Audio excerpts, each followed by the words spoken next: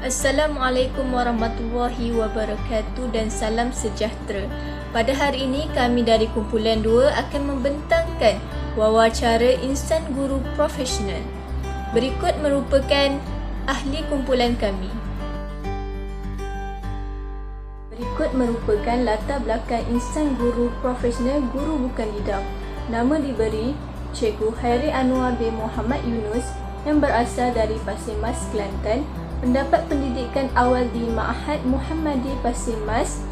Seterusnya mendapat pendidikan tinggi di Fakulti Pengajian Islam Universiti Kebangsaan Malaysia dan menyambung pendidikan di Maktab Perguruan Batu Rakit Kuala Terengganu dan sekarang mengajar di SMK Kangkung Pasir Mas, Kelantan. Beliau mengajar bagi mata pelajaran Pendidikan Islam dan KKQ. Beliau juga pernah mendapat anugerah penghikmatan cemerlang pada tahun 2017. Bagi guru bidang pula, nama diberi Harlina binti Muhammad Zain, berasal dari Alustar, Kedah, mendapat pendidikan awal di SMK Sultanah Asma Alustar, Kedah, kemudian menyambung pelajaran di Kolej Matrikulasi Melaka. Seterusnya menyambung pelajaran di UPSI dalam bidang ijazah sarjana muda pendidikan Sains Fizik. Cikgu Harlina sekarang mengajar di SMK Datuk Seri Maharaja Lela, Kampung Gajah, Perak bagi subjek Sains. Hai, Assalamualaikum warahmatullahi wabarakatuh. Nama saya Ansyal Amani binti Khairi Anwar. Saya akan membentangkan tentang daftar atribut hasil wawancara guru bagi guru bidang dan guru bukan bidang.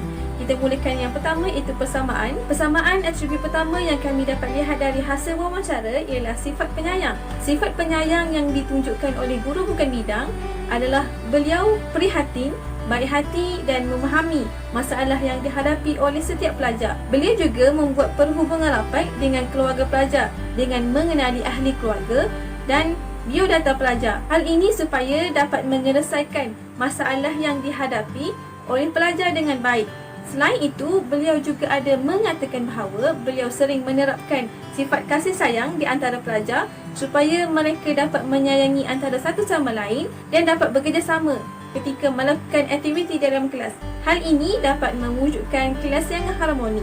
Manakala bagi guru bidang pula, sifat penyayang dapat dilihat melalui beliau mempunyai hubungan yang baik dengan pelajar, pandai mengambil hati pelajar. Hal ini supaya pelajar percaya kepada guru tersebut dan menjadikan guru sebagai rujukan.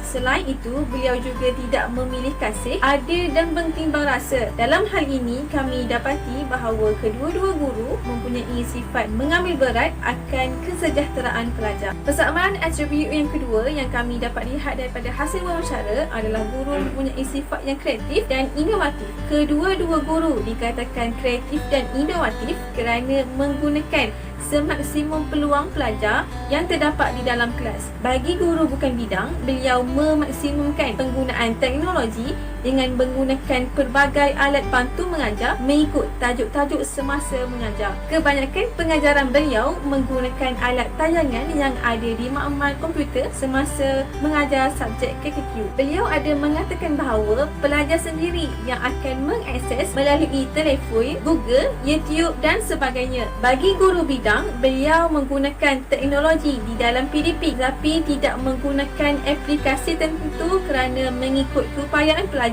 seperti membuat kuis ringkas, teka silang kata atau suai padan.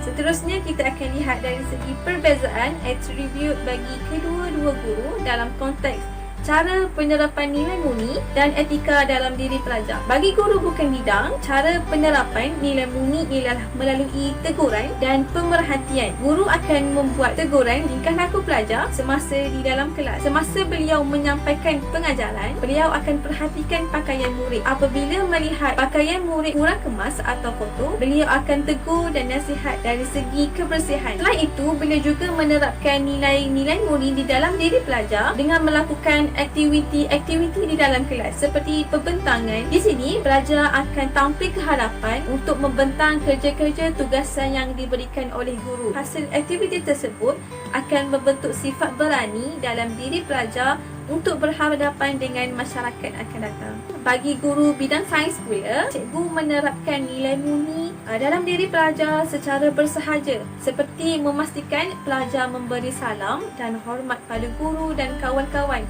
semasa di luar kelas ataupun di dalam kelas. Guru juga menerapkan nilai murni di dalam silibus pengajaran. Jika ada tajuk-tajuk yang bersesuaian, beliau akan menerapkan nilai murni tersebut ketika proses pengajaran berlangsung, supaya nilai-nilai tersebut bukan hanya di dalam pelajaran tetapi juga dalam kehidupan mereka. Nama diberi Siti Nurfarahin binti Nur Azman dan saya akan teruskan kepada guru bidang berdasarkan model IGP mengikut bidang. Persamaannya kami dapat melalui wawancara yang dijalankan ialah kreatif dan inovatif. Dalam model IGP Sains, cara berfikir guru sains adalah menggunakan hujah logik, penakbulan, ulasan skeptikal dan imajinasi. Melalui wawancara yang dijalankan, guru sains mengutamakan keupayaan pelajar dalam melakukan aktiviti seperti kuis ringkas, teka silang kata, suai padan dan aktiviti mudah bagi menarik perhatian pelajar. Dalam model IGP5 pula, kualiti seseorang guru akan terselah dengan mempamerkan kemahiran pengajaran yang tinggi. Melalui wawancara yang dijalankan, guru menekankan kepada ria pendengaran dalam pembelajaran dengan menayangkan video taranum, kori dan sebagainya dalam laman YouTube. Persamaan yang kedua ialah beretika. Menurut model IGP Sains, kebanyakan ahli sains adalah bersifat kukuh dan tahan lama. Ekoran cara memperolehnya adalah berdasarkan pemerhatian tentang dunia secara sistematik atau ada bukti. Melalui wawancara yang dijalankan, pembelajaran dapat diaplikasi secara tidak langsung seperti aktiviti harian dengan mempraktikkan langkah-langkah menjaga kesihatan, langkah-langkah menjaga pemakanan dan sebagainya. Menurut model IGP5 pula, guru perlu mempunyai personaliti yang unggul, ketokohan dan pewatakan yang sempurna untuk memastikan keberkesanan dalam menyampaikan ilmu pada masa yang sama, membentuk sasiah murid.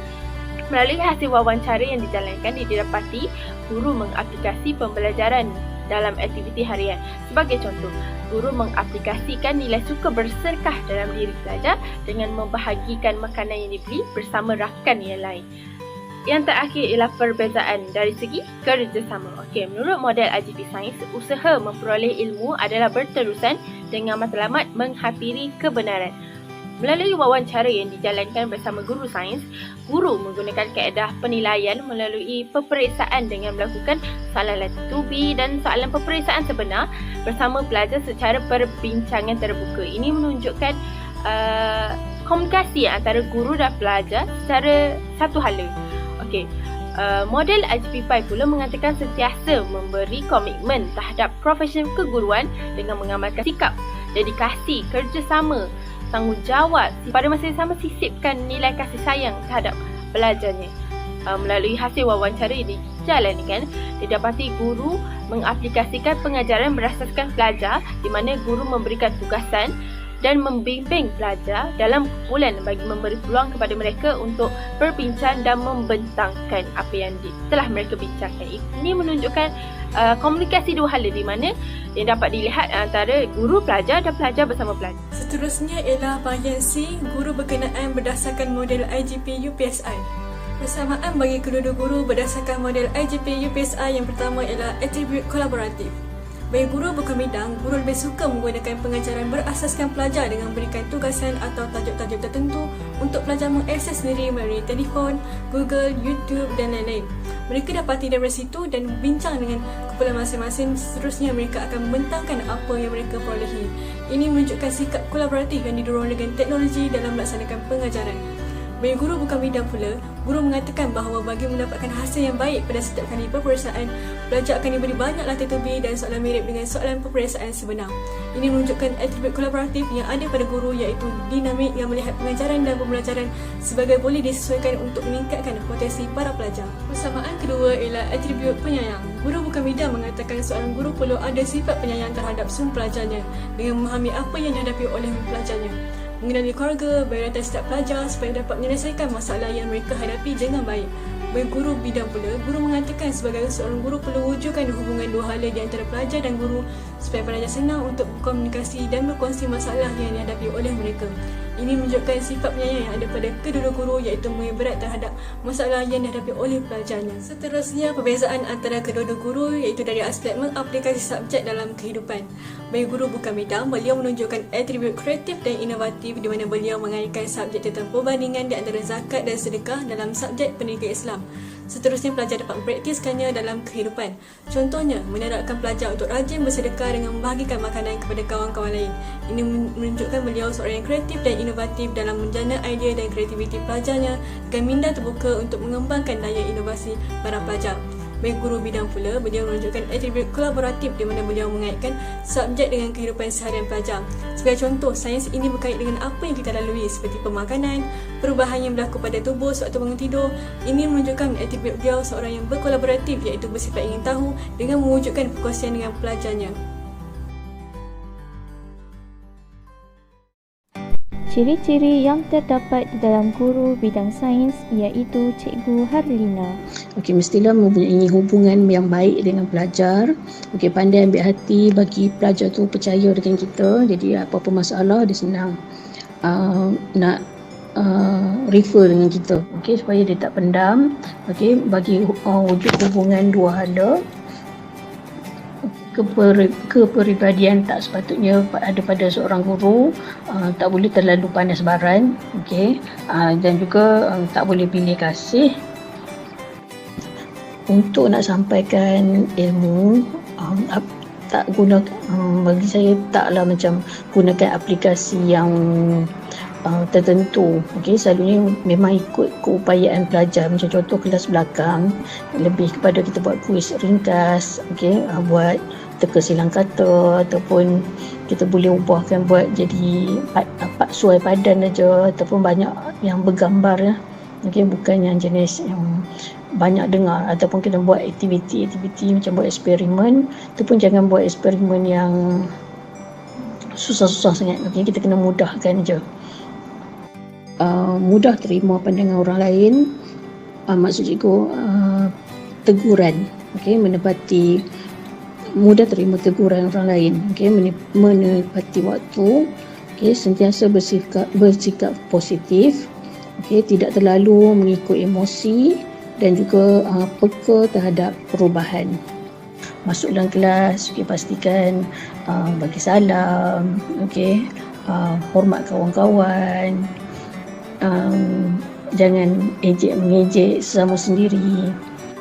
Okay, untuk subjek sains memang banyak lah kan, seawal kita bangun tidur, okay, tengok apa perubahan dekat tubuh badan sendiri, okay, kemudian macam sekarang ni kan musim pandemik, okay, supaya langkah-langkah nak jaga kesihatan diri, okay, tentang pemakanan, tentang banyak kan, tentang haba, suhu, okey, macam botol air pun, okey, banyaklah macam kita boleh bercerita je tentang apa yang jadi dekat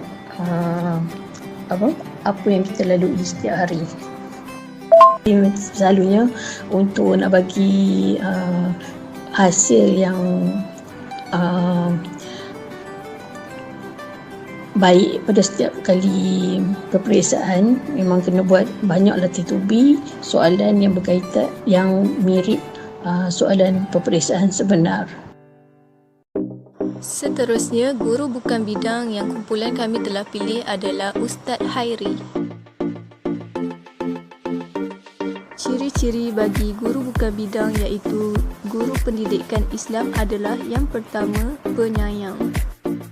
Untuk mewujudkan kelas yang harmoni, guru tersebut mestilah mempunyai sifat penyayang, terutamanya kepada semua murid-murid. Yang kedua adalah beretika. Bagaimana nak terapkan murid atau pelajar kita supaya mereka itu rajin bersedekah? Pertama, kita anjurkan supaya murid membahagikan makanan yang mereka beli di kantin sekolah ataupun di koperasi sekolah, supaya mereka tadi sentiasa bersedekah kepada murid-murid sahabat-sahabat mereka. Yang ketiga adalah kreatif dan inovatif. Saya akan menggunakan berbagai alat bantu mengajar mengikut keperluan, mengikut tajuk-tajuk semasa saya mengajar. Saya juga menggunakan alat tayangan yang ada di makmal komputer ketika mengajar subjek KKQ, iaitu kelas kemahiran Al-Quran. Saya akan membuka YouTube video yang berkaitan dengan Tarannum, Qiraat Sab'ah. Saya suka menggunakan murid. Contohnya pengajaran berasaskan murid. Kita bagikan tugasan-tugasan, tajuk-tajuk tertentu supaya murid tadi mengakses sendiri melalui telefon. Yang keempat adalah menerapkan nilai murni. Yang dimaksudkan dengan guru profesional ialah guru yang mempunyai sikap berdedikasi tinggi, peka dengan pendidikan semasa dan keperluan persekitaran. Juga bersifat positif dan terbuka. Guru profesional juga berkeupayaan memenuhi aspirasi falsafah pendidikan negara. Kita perlu mengetahui apakah nilai murni sewaktu proses PDP. Satu ialah kejujuran, kerjasama, keberanian, kebersihan fizikal dan kerajinan. Sekian, terima kasih.